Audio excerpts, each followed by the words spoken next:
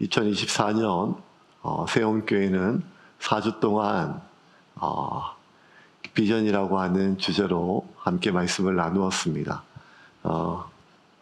잠시 출애굽기 강해를 멈추고 하나님께서 교회 전체적으로 주셨던 비전을 함께 나누었죠.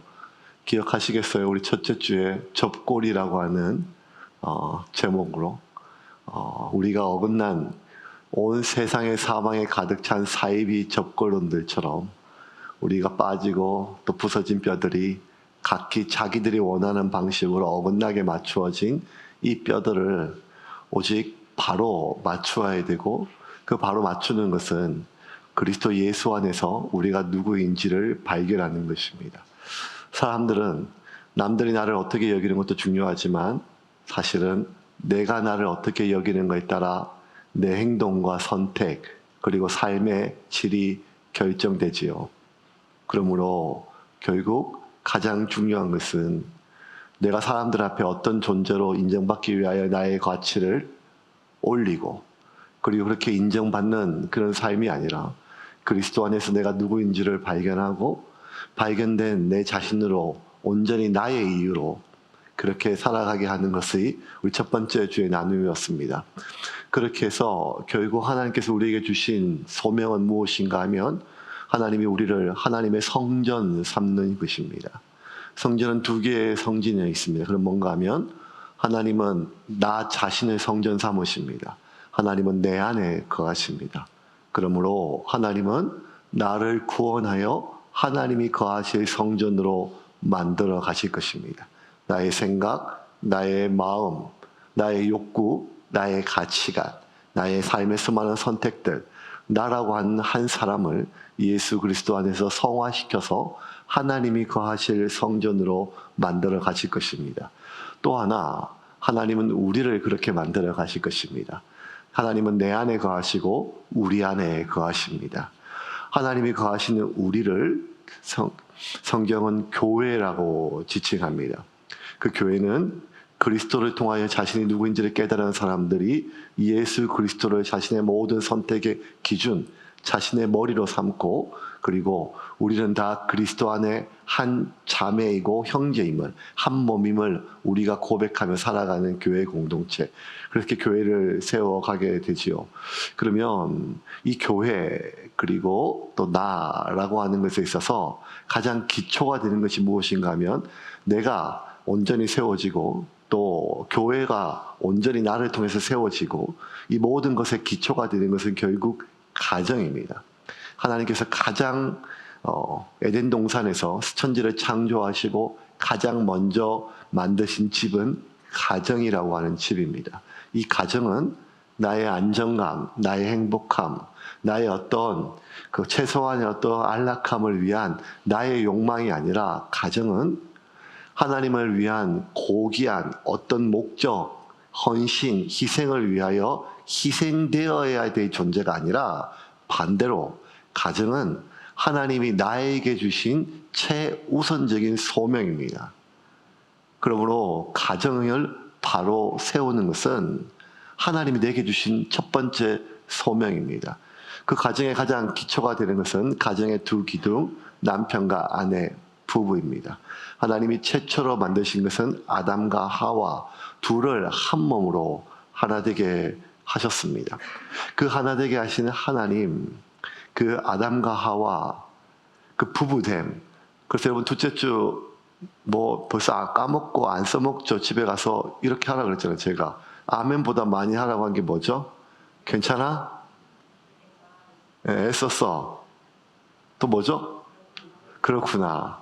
예, 다 한 번도 안 써먹었군요. 그렇군요. 괜찮아. 그랬구나가 아니라 그렇군요. 그게 그렇게 어려운 말이었나요? 근데 그게 잘 안 돼요. 왜냐하면 괜찮지 않으니까요. 그랬구나가 안 돼요. 왜냐하면 당신은 생각보다 썩어 먹었으니까, 글러 먹었으니까요. 그게 안 돼요. 그게 안 되죠. 사람은 배워서 변하기가 참 어렵습니다. 배워서 변하기가. 내가 가르친다고 변하지 않습니다. 내가 깨달은 것을 알기 위해서 우리가 동의할 수는 없어도 이해할 수는 있어야 됩니다. 이 사람이 왜 이렇게 행동하고 왜 이렇게 말하는지 생각은 다 다르니까 동의는 못하죠. 하지만 이해할 수는 있어야 됩니다. 그런데 이해를 넘어서 왜 그렇게 말하고 그렇게 행동하는지 공감할 수 있다면 이 사람이 자기가 깨달은 것으로 고칠 수 있는 에너지원이 됩니다.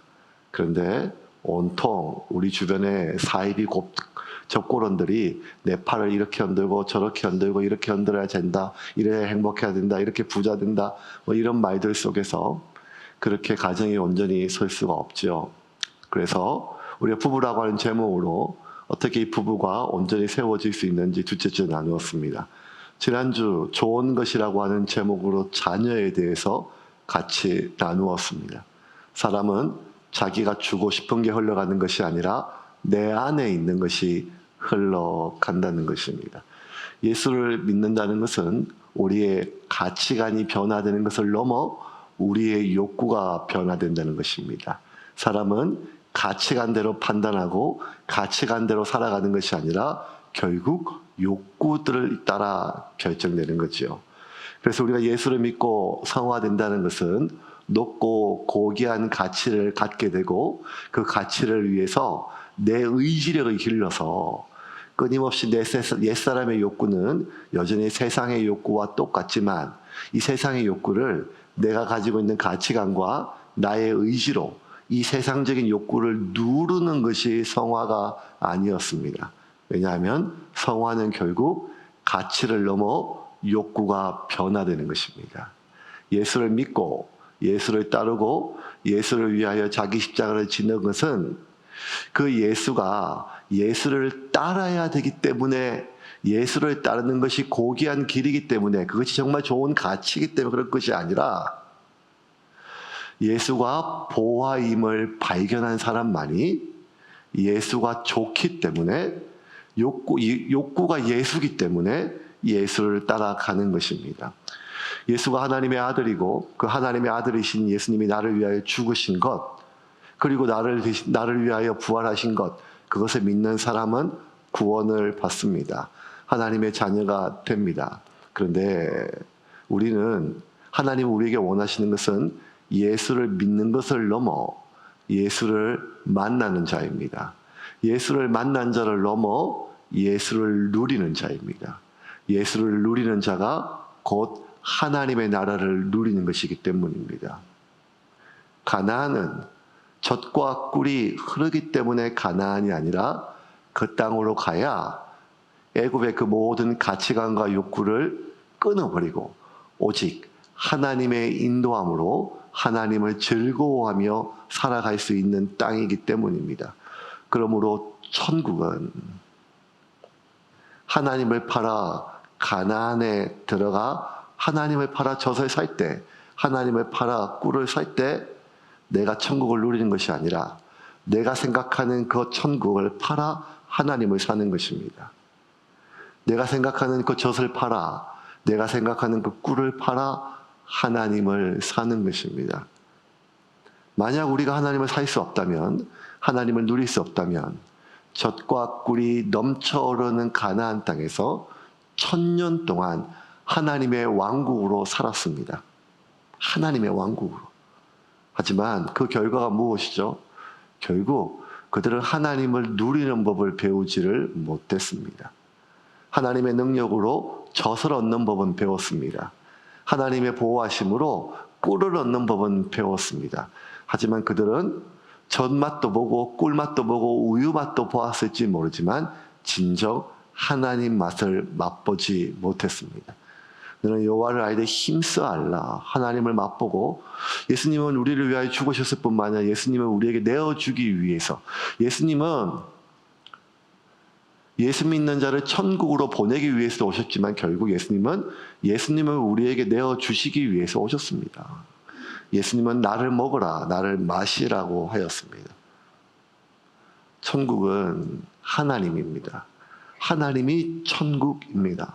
그런데 1000년 동안 하나님의 이름으로 하나님께 제사드리고 성전을 세웠으며 하나님의 왕국으로 살았음에도 불구하고 그 결과는 결국 그들은 하나님을 팔아 바알이 주는 풍요로움을 샀습니다. 그들은 하나님을 팔아 아세라가 주는 즐거움을 샀습니다. 그 결과 그토록 그들이 원했던 젖과 꿀이 흐르는 가나안에 도착했음에도 불구하고 하나님의 이름으로 왕국을 세웠음에도 불구하고 하나님의 이름으로 성전을 세워 예배하며 살았음에도 불구하고 결국 그 끝은 돌 위에 돌 하나 남지 않고 모든 것이 무너졌습니다. 그러므로 천국은 예수를 팔아 천국을 사는 것이 아니라 내가 생각하는 그 천국을 팔아 예수를 사는 것입니다. 예수를 사는 것입니다. 예수는 밭에 감추인 보화와 같아서, 아니 더 정확하게 얘기하면 천국은 밭에 감추인 보화와 같아서 그 밭의 보화를 발견한 사람은 자신의 모든 소유를 팔아 그 밭을 사 그 보화를 누리는 사람입니다. 예수를 사라고 했습니다. 주님은 우리에게 천국을 가르치면서 너희가 이 땅에 정말 천국을 누리고 싶으냐, 그 천국의 평안을 누리고 싶으냐, 그러면 나를 사라고 했습니다. 왜 예수님을 사라고 했는가 하면 예수님을 사야 예수님을 누릴 수가 있기 때문입니다. 내 모든 소유를 팔아 그 보화를 살 수 있고 보화가 내 것이 돼야 내가 누릴 수가 있습니다. 그런데 내 모든 소유를 팔아 예수를 산 적이 없는 사람이 어떻게 예수를 소유할 수 있으며 예수를 소유한 적이 없는 사람이 어떻게 예수를 누릴 수가 있겠습니까? 이 말을 오해하면 안 됩니다.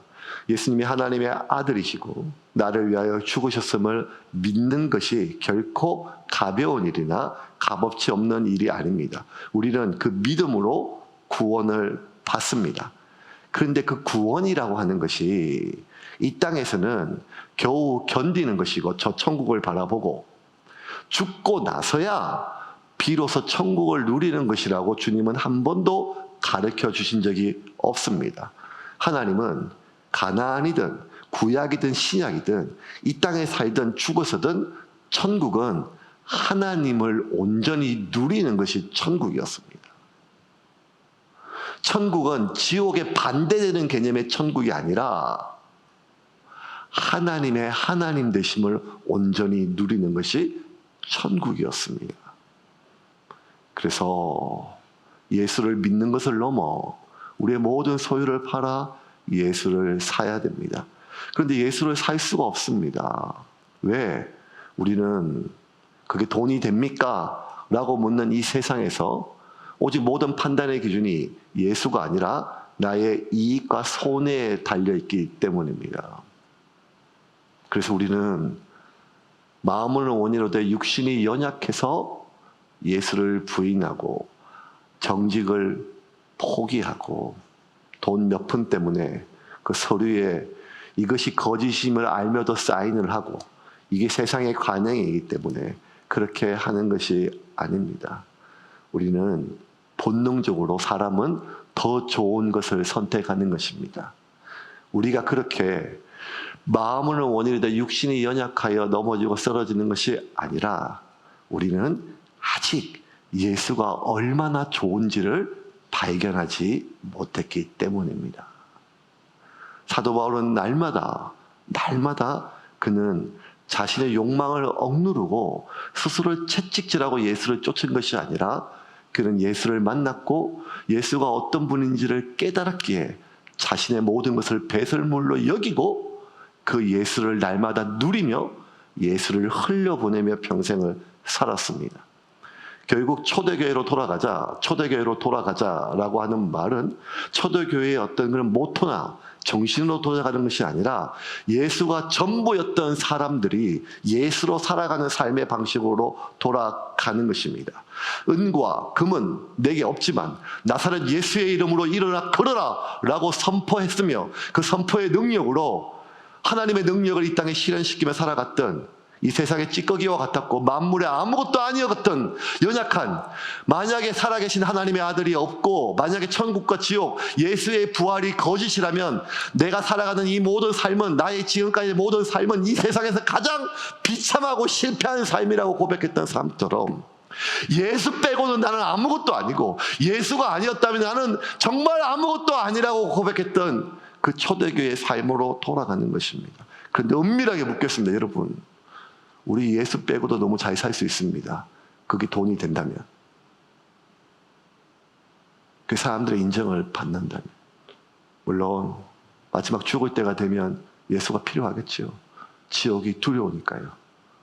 이런 생각은 우리만 한 게 아니라 최초로 박해받는 기독교에서 로마의 기독교가 국교로 만들어졌던 콘스탄틴 대제가 자기 스스로 로마에 있는 수많은 우상 제물들을, 신들을 버리고 오직 하나님만이 우리의 참 신이며 하나님의 아들 예수님만이 나의 참 구주라고 그렇게 선포하고 로마의 국교로 삼았던 콘스탄틴 대제조차도 그가 세례받을 때 영세받는 것은 죽기 직전이었습니다. 왜? 세례받고 죄를 지으면 지옥 갈 거니까 황제로서 누릴 게 너무 많은 거예요. 그러니 누릴 거 다 누리고 마지막 죽기 전에 지옥 가기 싫으니까 영세받는 것을 택하였습니다. 얼마나 좋은 생각이에요. 하지만 콘스탄틴은 황제로서 인간이 누릴 수 있는 모든 즐거움은 이 땅에서 누려봤지만 그는 이 땅에서 단 한 번도 하나님을, 예수님을 누려보지 못한 채 죽은 가장 불쌍한 사람일 것입니다. 그것이 지난주까지 우리 첫째 주, 둘째 주, 셋째 주 전해진 말씀입니다. 그리고 오늘 마지막 교회의 비전에 대해서 같이 나누려는 이 말씀입니다. 교회의 비전이 이제 명확하게 좀 생겼습니다. 웃기죠? 세운교회 개척하고 이제 9년 차인데 사실 지난 8년 동안 안전한 사람들, 안전한 공간 이 두 개 갖고 8년을 잘 버텼습니다. 표현이 너무 저급하지만 죄송하지만 장사가 잘 됐습니다. 손님이 많이 찼습니다. 이제 손님이 아니라 교회를 시작해 보려고 합니다. 오해하지 마십시오. 그동안 우리 했던 모든 것이 예배와 헌신과 희생이 가짜란 말이 아닙니다. 이제 하나님이 원하시는 교회가 무엇인지 진지하게 고민하고 이 땅에, 한국 땅에만 지금 이 시간에도 이 대한민국의 이 시간에 6만 개의 교회가 예배를 드리는데 그 중에 또 하나의 숫자를 보태는 세움교회가 아닌, 우리는 여러분이 각자 세움교회 왔을 때 다 이유가 다르겠지만 제가 세움교회를 개척했을 때 또 저의 이유가 다 달랐지만 하나님은 계획이 있으셨다는 것입니다. 그리고 그 하나님의 계획을 같이 찾아보려고 하는 것입니다. 그 하나가 그 하나님의 계획을 찾기 위한 몸부림이 작년 1년이었고 그 하나님의 계획과 하나님의 비전을 찾기 위한 몸부림의 결과가 단 한 문장으로 에베소서를 통해서 요약이 되었습니다. 그게 뭔가 하면 사람들이 그리스도 안에서 자신이 누구인지를 깨닫고 깨달은 자신으로 온전히 세워질 수 있도록 섬기는 공동체. 이것이 세움교회가 존재하는 앞으로 달려나갈 방향입니다. 한번 문장으로 한번 볼까요? 같이 읽겠습니다. 사람들이 그리스도 안에서 자신이 누구인지 깨닫고 깨달은 자신으로 온전히 세워질 수 있도록 섬기는 공동체.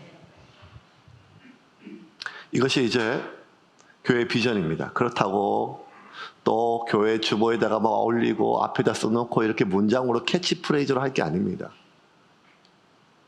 핵심은 예수 그리스도를 통해 내가 누군지를 깨닫고 깨달은 자신으로 온전히 세워질 수 있도록 나와 사람들을 섬기는 것입니다.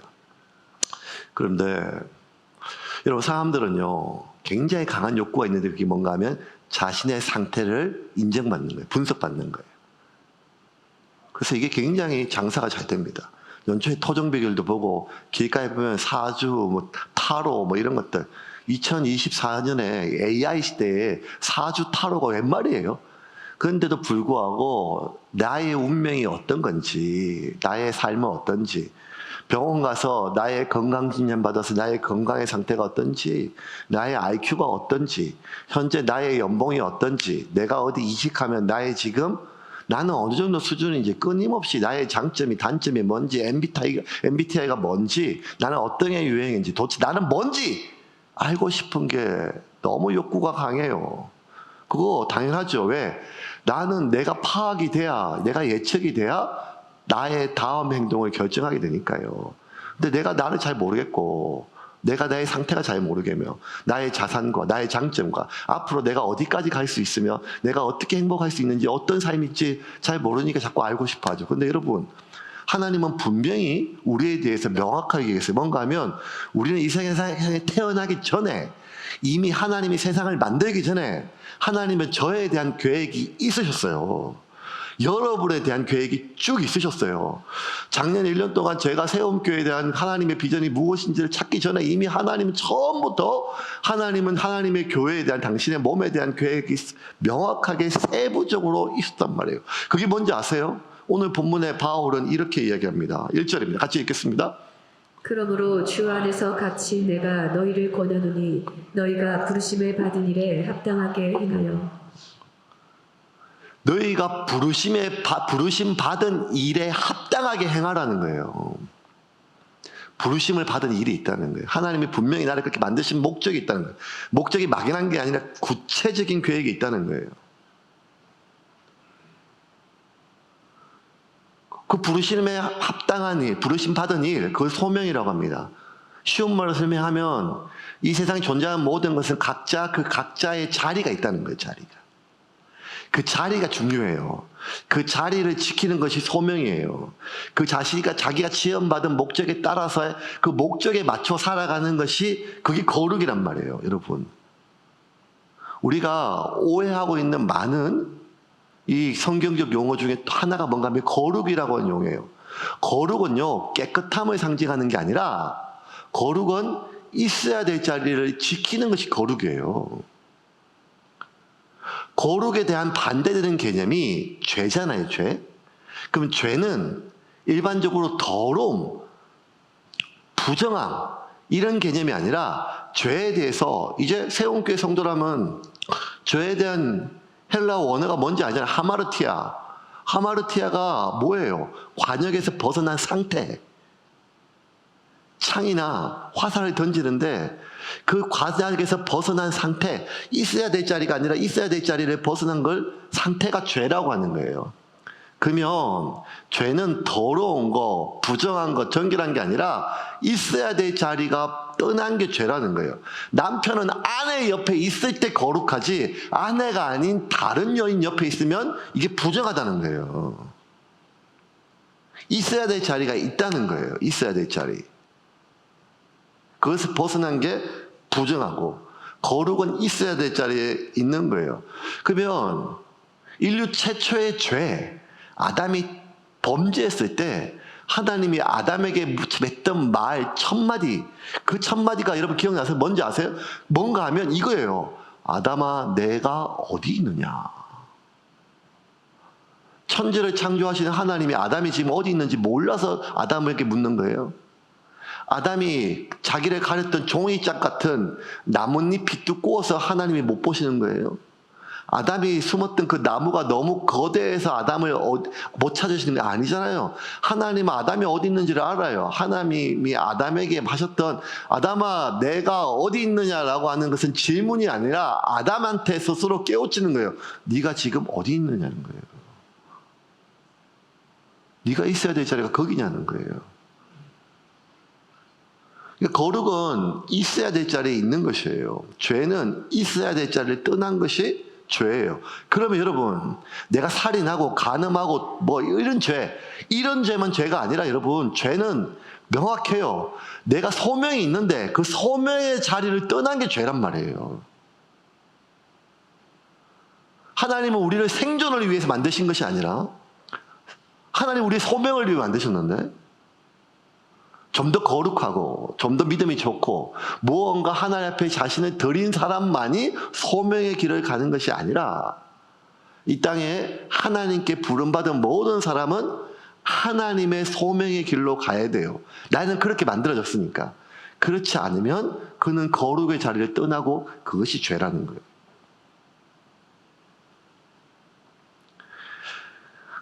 왜 이토록 있어야 될 자리에 있어야 되는가? 결국 사람은요, 예수 그리스도를 통해서 자기가 누구인지를 발견해요. 내가 어느 정도의 가치가 있는지, 그리고 나의 소명을. 근데 예수 그리스도를 통해서 내가 어떤 존재인지를 발견하지 못하면 그 사람은 평생 나의 가치를 올리고 그 가치를 인정받기 위해서 자기를 평생 갈아넣어야 돼요. 나 이뻐? 나 멋있어? 나 똑똑해? 나 돈 많이 벌어? 나 괜찮은 사람이야? 끊임없이 확인받아야 되고, 그리고 그 인정을 형태는 아니지만 구걸하며 살아가는 것입니다. 예수 그리스도를 통해서 자신의 가치를, 자신의 존재를 발견한 사람은 평생 자신의 가치를 인정받기 위하여 자기를 갈아넣고 구걸받는 삶이 아니라 자기가 누구인지 깨달은 자신으로 자신의 존재와 자신의 가치를 실현하며 살아가는 삶이에요. 그 삶이요, 행복해요. 인간은 그게 모든 것은 있어야 될 자리에 있어야 그것이 편하고 행복하다는 거예요, 여러분. 있어야 될 자리를 떠나면 본인도 파괴되지만 본인 주변도 파괴돼요. 아담아, 네가 어디 있느냐? 아담이 자기 자리를 떠났을 때, 남편의 자리를 떠났을 때 내 뼈 중에 뼈요, 내 살 중에 살이었던 그 귀한 한 몸이 나를 죄에 빠지게 했고 나를 망하게 만들었던 이 여자로 전락하게 되고, 내 뼈 중에 뼈요, 내 살 중에 살이었던 내 한 몸이었던 그 귀한 존재가 이 여자로 전락하는 순간 그들이 낳은 자식은 이름은 가인으로 이 고단하고 피곤한 내 삶으로부터 나를 좀 건져낼 그런 기대로 가인이라 불렀는데, 그 사람으로 불렀는데, 그 가인은 이 고단하고 피곤한 나의 삶의 위로가 되기는커녕 자기가 보호해야 될, 자기가 지켜줘야 될 동생 아벨을 돌로 쳐 죽이는 비극이 이 가정에서 시작된 것은, 한 사람이 자기가 있어야 될 자리를 이탈하면 본인의 삶도 망가지지만 결국 본인과 관련된 삶이 주변이 같이 파괴되는 이 비극을 누구보다 사탄을 알기 때문에 사탄은 지금도 우는 사자와도 같이 교회를, 교황층을 믿는 선교지 최전선도 그게 아니라 지금도 우리가 살아가고 있는 우리의 가정을 속이고 빼앗고 결국 파괴시키기 위해서 가장 치열한 영적 전쟁이 가정에서 일어나게 됩니다. 이 위기와 비극을 벗어나기 위해서는 본래 자리로 돌아와야 돼요. 근데 본래 자리로 돌아오기 위해서는 세상의 수많은 욕구들이 우리의 욕구들을 자꾸 학습시켜요. 날마다 내가 깨어서 분별하지 않으면 이건 내 욕구인 줄 알았던 당연한 많은 것들이 사실 세상이 끊임없이 우리를 학습시킨 욕구란 말이에요. 그래서 내가 누구인지 깨닫기 어려워져요. 그럼 내가 누군지를 깨닫기 위해서는 반드시 예수 그리스도를 통해서, 예수 그리스도의 만남을 통하여, 예수 그리스도와의 믿음을 통하여 내가 누구인지를 깨닫게 돼요. 그래서 오늘 본문은 13절에 이렇게 얘기합니다. 13절 같이 읽겠습니다. 우리가 다 하나님의 아들을 믿는 것과 아는 일에 하나가 되어 온전한 사람을 이루어 그리스도의 장성한 분량이 충만한 데까지 이르리니. 자, 여러분 둘로 나눴어요, 바울이. 하나님의 아들 예수 그리스도를 믿는 것과 아는 것. 사실 알지 못하면 어떻게 믿어요? 믿어야 알죠. 이게 둘 다 하나 되는 건 아니에요. 그런데 바울은 엄격하게 구별을 했어요. 다시 띄워줄까요? 하나님의 아들을 믿는 것과 아는 일에 하나가 되어 온전한 사람을 이루어 그리스도의 장성한 분량에 충만한, 온전한 사람, 장성한 분량, 충만, 뭔가 잘하고 성숙하고 영적인 어떤 성장, 성화의 과정을 얘기해요. 근데 그러기 위해서는 반드시 믿는 것으로만 안 되고 알아야 된다는 거예요. 기독교는 믿음의 종교이기 때문에, 오직 의인은 믿음으로 구원받기 때문에 믿음에 대해서는 우리 다 전문가예요. 근데 안다는 게 뭘까요? 안다는 거. 도대체 믿는 것과 아는 것이 뭐가 달라? 아는다, 안다는 단어에 헬라어는 세 개가 있어요. 하나는 에이도, 두 번째 기노스코, 세 번째가 에피스타미아이. 제가 뭐 집에 아는 책 자랑하려는 게 아니라 이게 중요한 개념이라고 했어요. 일반적으로 에이도 안다는 뜻은 뭔가 하면 내가 나의 오감을 통해서 안다는 거예요. 내가 보아서 알고 내가 들어서 안다는 거예요. 보다 듣다. 그게 에이도예요. 두 번째는 기노스코는 뭔가 하면 내가 배워서 안다는 거예요. 배워서. 배워서도 할 수 있죠. 봐서도 하고 듣고도 직접 경험해서 알지만 또 배워서도 할 수 있겠죠. 근데 지금 바울이 강조하고 있는 건 뭔가 하면 에피스타마이. 에피스타마이는 보고 듣고 감각이나 배워서가 아니라 내가 주의를 기울이다. 집중해서 생각하다. 관심을 갖다. 에피스타마이는 이런 뜻이에요. 그래서 결국 내가 무언가를 깊이 알기 위해서는 내가 주의를 기울이고 내가 관심을 갖고 늘 내 생각을 집중해야 된다는 거예요. 예를 들면 이런 거예요. 제자들이 3년 동안 예수님과 동고동락했어요. 예수님이 하시는 말을 직접 들었어요. 예수님이 하시는 기적을 직접 보았어요. 예수님을 하시는 모든 것들을 보고 듣고 직접적으로 그걸 통해서 예수님을 알았어요. 그게 에이도예요. 그런데 예수님이 직접 하신 말과 기적뿐만 아니라 예수님이 말씀을 가르쳐 주셨어요. 천국은 이러하니 믿음은 이러하며 너희는 이렇게 기도하라. 예수님의 가르침을 통해서 또 배웠어요. 그 예수님을 알아갔어요. 그게 기노스코예요. 그런데 예수님을 직접 보고 예수님을 직접 듣고 예수님의 기적을 경험하고 예수님이 만드신 떡을 먹었으며 예수님이 직접 가르치신 말씀을 직접 배웠음에도 불구하고 그 결과 제자들은 예수님을 부인하고 다 도망갔어요. 왜? 보화를 몰랐으니까요. 발견하지 못했으니까. 예수님이 아직 모르는 거예요. 그럼 제자들이 결국 예수님 배신하고 다 그렇게 각기 물고기 잡고 죽었냐? 아니요. 가룟 유다를 제외한 모든 제자들은 복음을 전하고 순교해야 했거든요. 그러면 그들이 예수님을 안 것은 예수님을 직접 보고 듣고 예수님께 배울 때가 아니라 예수님이 부활 성천하신 이후에 그들의 삶의 현장에서 그들은 예수님의 하신 말씀을 기억해냈어요. 예수님이 하신 말씀을 집중했어요. 늘 예수님을 의식하며 살았어요. 예수라면 어떻게 판단하셨을까? 예수님이라면 이게 어떻게 하셨을까? 우리는 자동적으로 나의 이익과 손해, 내가 죽을 것 같으니까 예수라도 버리고 팔아서 도망갔는데 그전에는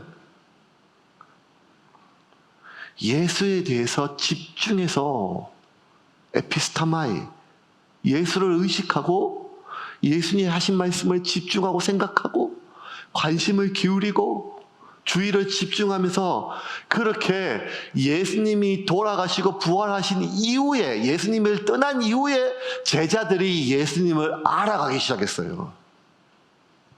왜? 예수님이 아무리 얘기해도 그 얘기가 자기들 욕망으로 자기들 욕구로 자기 생각으로 가득 차 있었기에 예수를 아무리 보고 예수를 아무리 듣고 예수한테 아무리 배워도 내 욕구로 가득 찬 이 사람한테 들어올 구멍은 없었어요. 그런데 예수의 죽음과 예수의 부활하심을 경험하고 성령님의 임재를 통하여 그들이 비로소 내 안에 예수를 채우기 시작했어요. 내가 아니라.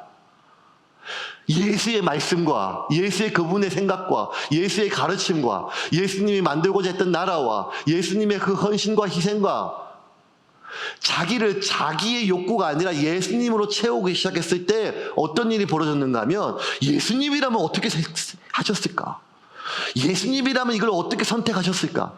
예수님이라면 지금 이 사람에게 어떻게 대했을까라고 하는 이러한 그 예수가 가득 차고 예수로 인한 경험치가 가득 차니까 그가 예수를 알게 된 거예요. 그렇게 예수를 알게 된 순간 깨달았어요. 나는 하나님이 이 땅에 그 귀한 예수를 죽여서라도 살리고 싶었던 귀한 존재구나. 나를 알지도 못하고 나를 좋아하지도 않는 사람들이 나에 대해서 함부로 이야기하는 그런 말 따위에 내가 좌절하고 절망할 그런 존재가 아니라는 거예요.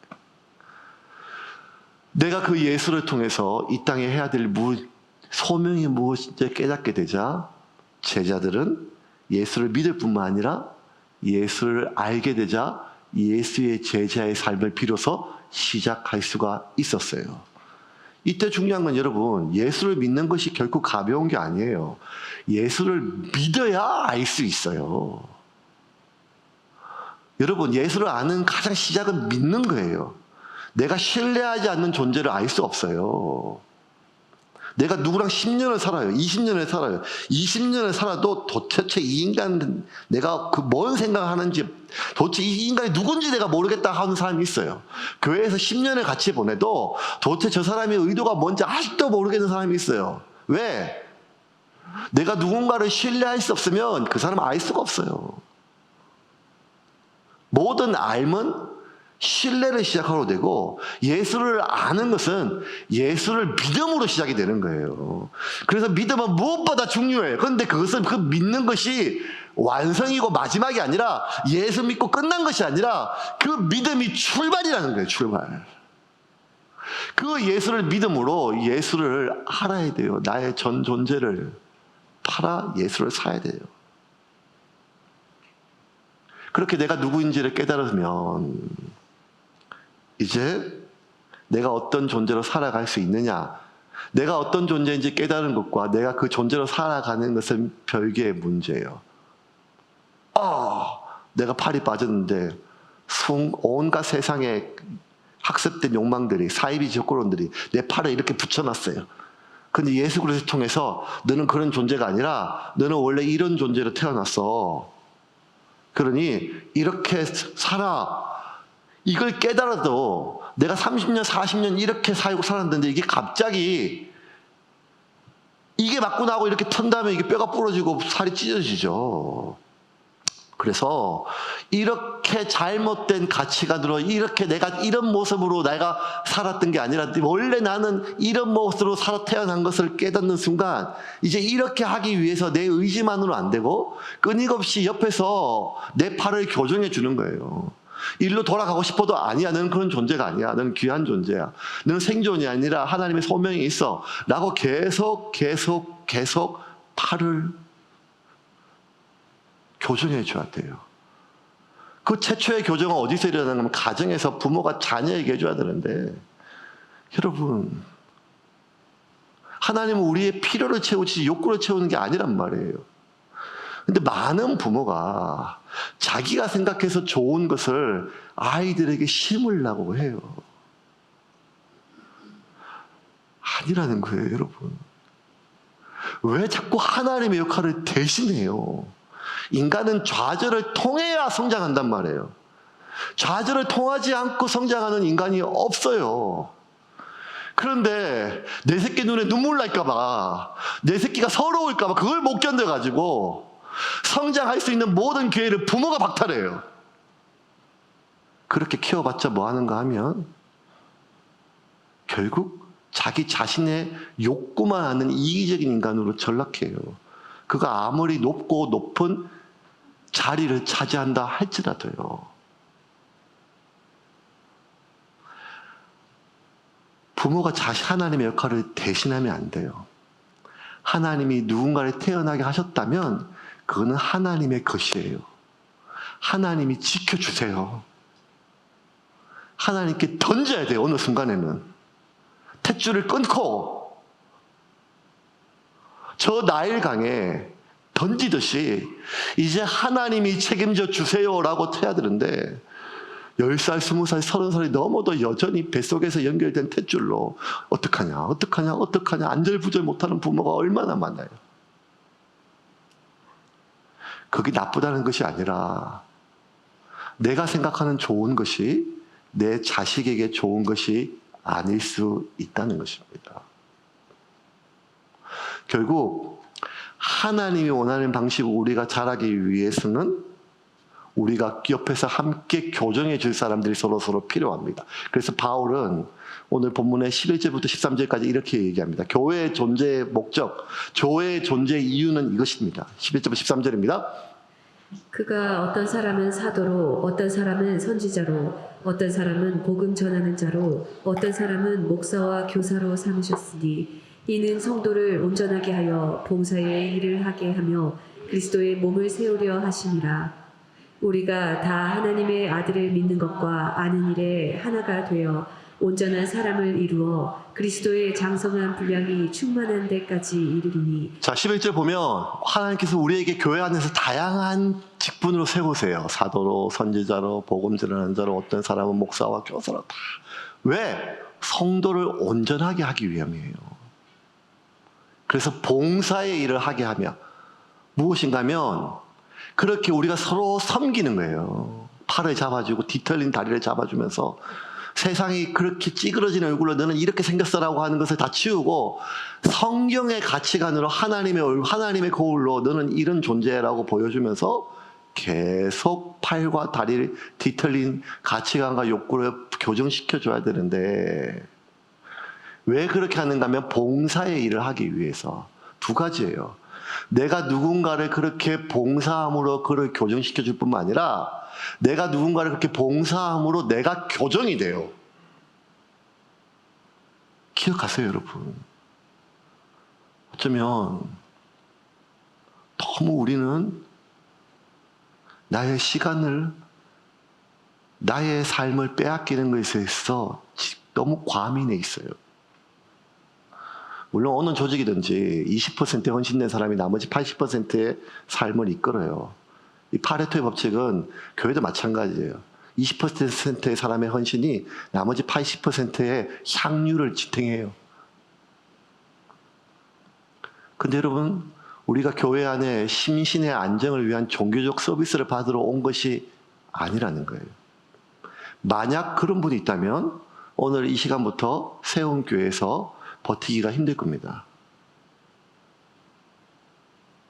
우리는 그리스도의 장성한 분량까지 자라나기 위해서 하나님의 교회로 부름받으심을 믿으시기를 바랍니다. 그러기 위해서는 서로를 섬기는 것은 헌신이 아니라 이게 당연한 우리의 삶의 유일한 방식이라는 거예요.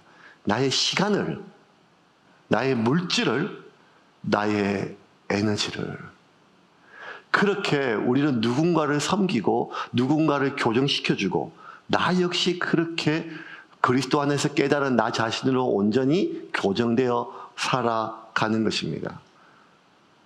마지막 방식이 뭔가 하면 이것은 결국 나의 방식으로 섬기면 안 돼요. 여기서 많이 무너져요. 사람들이 어떻게 사람들을 섬기려고 하는가 하면 나의 방식으로. 나의 방식이 뭔가 하면 가르치는 거예요.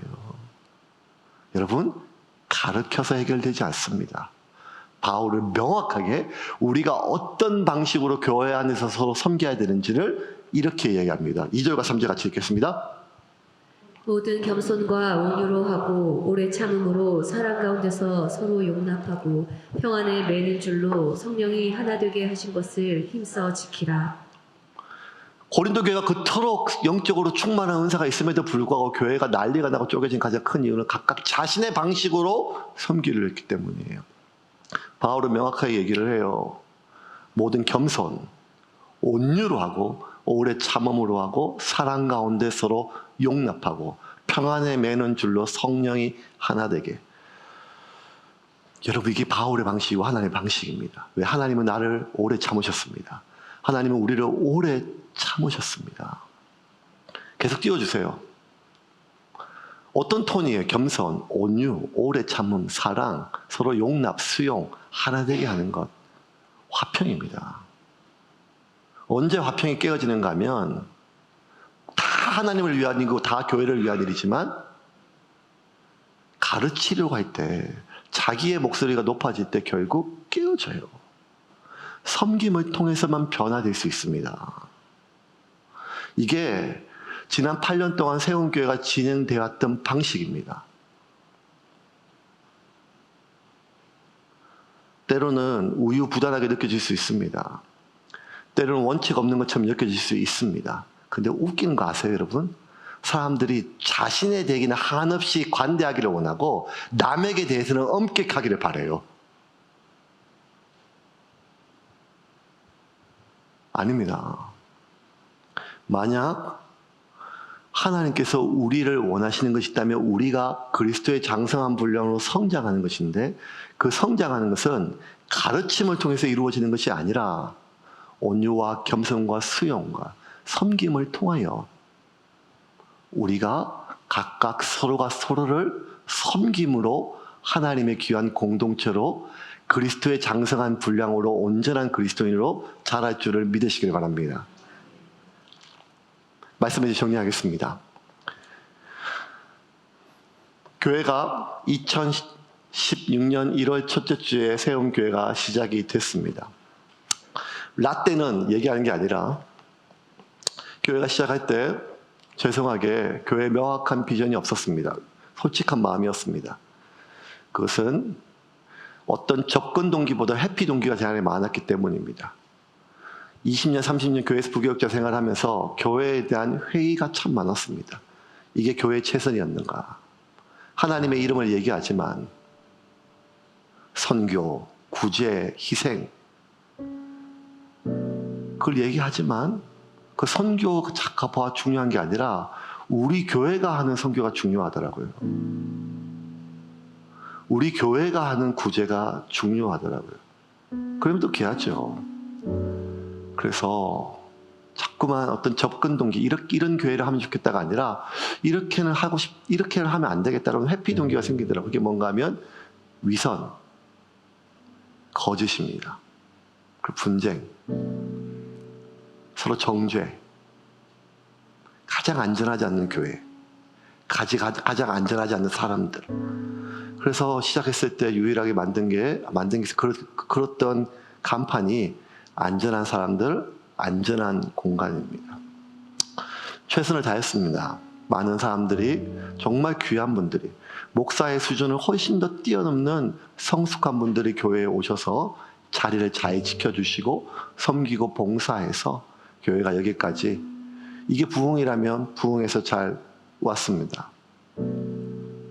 이제 하나님께서 교회에 대한 명확한 비전들을 함께 공유하실 때가 된 모양입니다. 왜? 안전한 사람들은 안전한 공간, 우리 참 좋다, 우리 교회 참 좋다, 이것만으로 부대껴서 견딜 수가 없습니다. 하나님이 원하시는 교회가 무엇인가?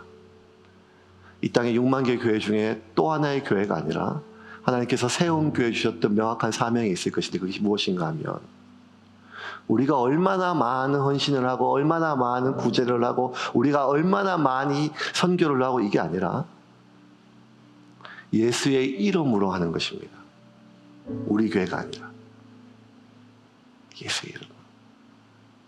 그리고 그 예수를 통하여 가장 중요한 것은 결국 그 선교하고 구제하고 희생하고 봉사하는 그 대상자가 예수를 닮아가는 것입니다. 예수를 닮기 위해서는 예수를 믿고 예수를 만나 예수를 통하여 자기가 누구인지를 깨닫고 그 사람이 깨달은 자신으로 온전히 변화될 수 있도록 주변에서 온 사람들이 붙어서 도와줘야 됩니다. 한 사람을 책임지는 건 너무 힘든 일입니다. 정서적으로 문제가 있는 자녀, 부모도 감당이 안 되는데 어떻게, 내가 내 인생도 감당이 안 되는데 어떻게 다른 사람을 위해서 시간을 쓰고 에너지를 쓰고 변화 없는 사람을 계속 기대해주고 그를 수용하고 겸손과 온유로 섬길 수가 있겠습니까? 참 힘든 일입니다. 그러기에 세운 교회가 필요한 것입니다.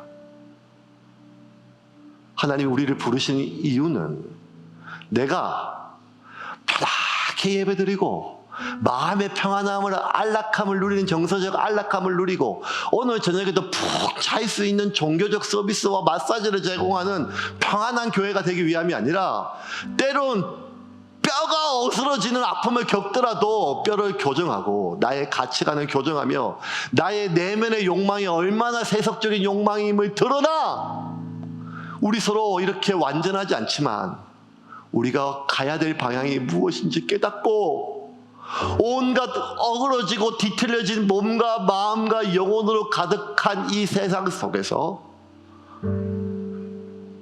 하나님의 마음으로 서로를 붙들어 줄 공동체가 필요한 시기입니다.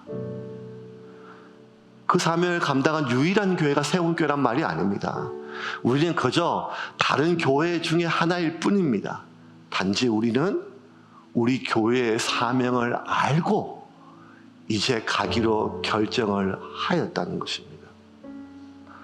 사랑하는 세운교회 성도 여러분, 그동안 부족한 종을 그래도 목사로 불러주시고 견뎌주심에 대해서 진심으로 감사합니다. 앞으로 하나님께서 여러분을 통해서 또 다른 사람들을 그리스도인으로 세워갈 것입니다. 쉽지 않은 길일 것입니다. 하지만 그 길을 함께 교회를 세워가는 이 일에 동참해 주시기를 주님의 이름으로 축원합니다. 그러할 때 하나님께서 우리에게 주셨던 그 말씀처럼, 김영애 성사님 수련회 때 우리에게 하셨던 말씀처럼, 우리 땅끝에서 죽어 천국 한복판에서 만납시다.